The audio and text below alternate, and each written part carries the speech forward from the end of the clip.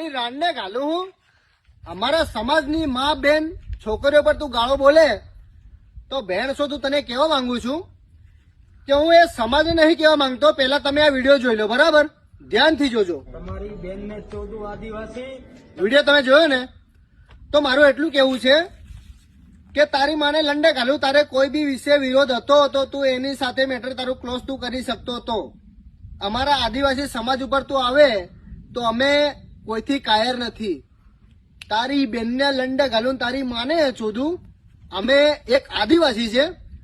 અંગ્રેજો બી હે ને અમારે આગળ આમ ઝૂકી નીકળતા હતા અને દેશ બી અમે આઝાદ કરાયો છે. ભેણ ચોથ અમે જોહાર વાળા કોઈથી કમ નથી. તારી માને લંડે ઘાલું. તારી ગાણમાં છાણ હોય તો મેદાનમાં આવી જા. તારી બેનને તારી બૈરીને ચોધું ભેણ ચોથ. બાકી અમે ઝૂક્યા નથી અને ઝૂકશું પણ નહીં. હું તો તારી બોનને ચોધીશ. આ મારા ભાઈઓને પૂછી લઉં આનું હું વિચાર છે. શું કરવું ભાઈ તમારું? હા તો તારી માને બધા શોધવા માટે તૈયાર છે તો તારી બેનને ઘાલું.